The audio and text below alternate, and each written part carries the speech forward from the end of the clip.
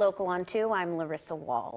And I'm Laura Schweizer. Today, we are focused on our community and healing. Of course, after a deadly shooting took the lives of 3 children and 3 adults at the Covenant School in Nashville Monday, Local on 2 was shocked, hurt, and of course, angry. Right now, we want to remember the lives of the lost: Evelyn Dickhouse, Haley Scruggs, William Kinney, Dr. Catherine Kunze, Cynthia Peak, and Mike Hill. And today we've invited a panel of experts on our show to discuss grief, healing, anxiety, and what's next for our schools and our communities. And today we're starting off, I should say, with Miles Adcox with Onsite. Now they focus on healing and trauma by supporting mental health with clinical care. The Onsite Foundation's efforts are focused on vulnerable and underserved populations, including survivors of mass shootings. Please welcome Miles. Yes, thank you for being here. Again, I'm so happy to meet you, but not under these circumstances. What we just said about Onsite just is the kind of the tip of the iceberg. As the CEO, tell us all about it. It's an amazing, amazing organization.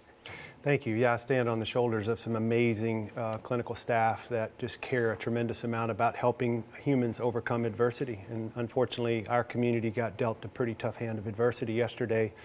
And we have an umbrella of services, digital and in-person, multiple campuses that offer an array of mental wellness resources and support for people going through difficult circumstances, of course, with a specialty in trauma, and in this case, traumatic grief.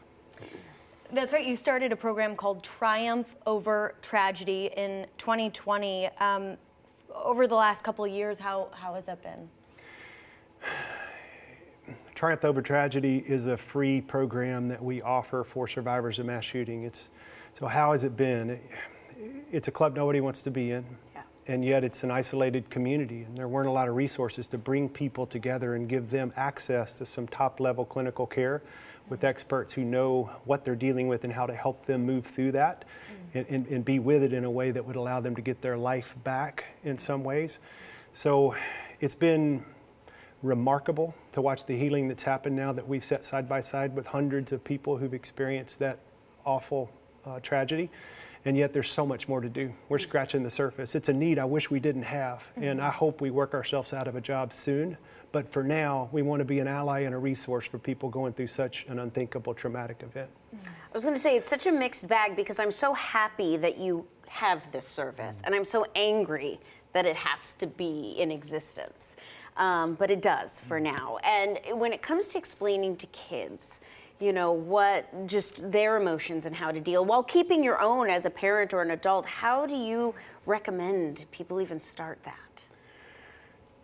Right now, you know, over the last 48 hours have been overwhelming for all of us, no matter if you're armed with tools or not. It just comes with the territory. I've been overwhelmed, and we've got 60 people on campus participating in another one of our foundation programs called Life After Loss. And so can you imagine when we had to pause programming and let these people know who've already gone through an unthinkable loss of losing a child, and let them know that just something happened 45 minutes up the road that we didn't want them to hear it from anybody but us.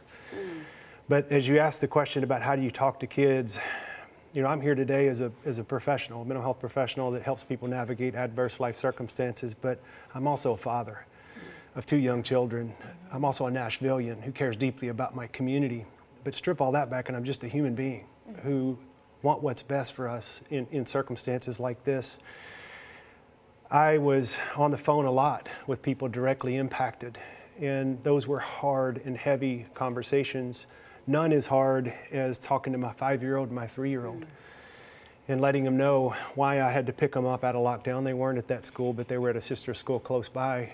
Why I had to pick them up, and I wanted to control the narrative, and I think that's important for parents to let kids know. But what I do, especially when I'm dealing difficult or communicating difficult information to my kids, is 1, it's got to be age appropriate, but 3, I've got to get on their level. We have a tendency to talk down, especially to toddlers, and I get on my knee or get them up so I can see them eye to eye. And I just address them and say, I want to share some information with you. This can be hard information. I keep it short, brief, and factual to the ability of what I feel like they can consume based on their age. I want to minimize the media intake right now. I think a lot of us get over-consumed, and there's some images that are pretty traumatic that are floating around that I don't think are beneficial. to us or our kids. But I think if you can keep statements factual and brief. So an example for my kids yesterday was there was someone that was very unwell that did a really bad thing yesterday and hurt some people at a school. And I left it there. I didn't get into specifics of what happened, and I leave it open for them to ask questions. I make myself available for them to ask questions. I don't try to avoid the truth. I try to censor the truth somewhat to what I feel like they're able to handle. And of course, age appropriateness, that would change as you get older and older and older. But the main thing is keeping an open opportunity to talk. And for them, they moved on from segment one pretty quick. They asked a couple questions that were like, questions no parent should ever have to answer for a kid. Am I safe? Am I going to die? You know, what's going to happen? I just thinking about yesterday, it was tough. But I bookmarked it and I said, is there anything else? Is there more? Statements are helpful in moments like these instead of asking them direct questions like, do you have any thoughts about this? You're going to get a one-word answer most of the time. Tell me more.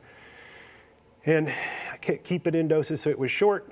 And then later in the evening, I just checked back in and circled back again. Was there anything else you wanted to check in on about what we talked about earlier?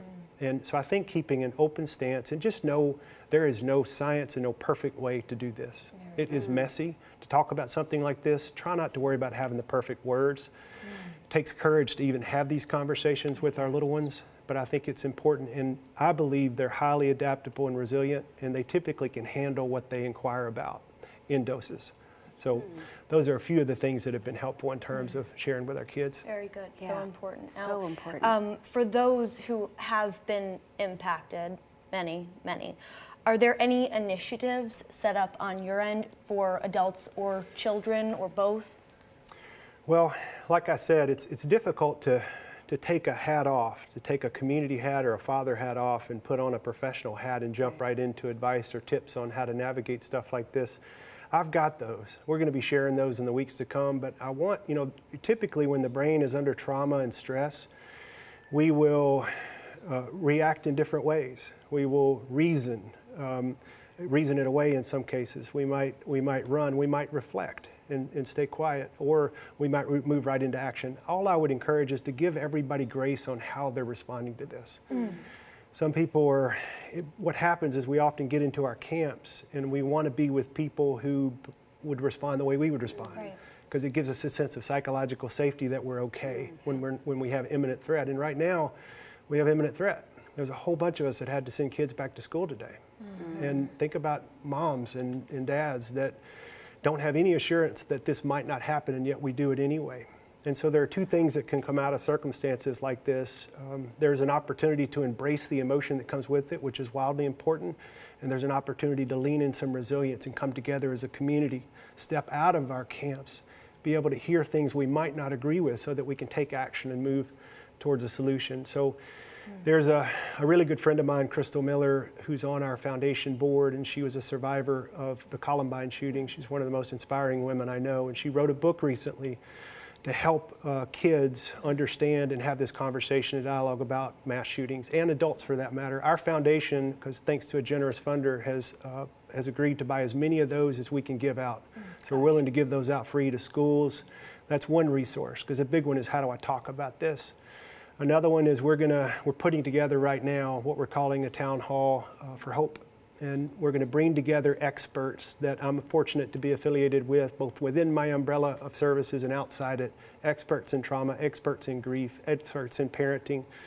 And we're going to host a significant community event, not just to offer a vigil and to honor those that were lost and impacted, but to give people practical tools and support on how do we move forward from here. I would say those, in addition to a variety of counseling services within our community, a lot of people are stepping up. Thank you so much. You're amazing. Beautiful. You're a wonderful speaker, but a wonderful person. And I hope that everybody can get some insight from today listening to you, and also can go online and find out more. There's so much on their website. You can see how they're guiding individuals through their traumas and mental health journeys. The website is there on your screen. It's onsiteworkshops.com. You can find out more there.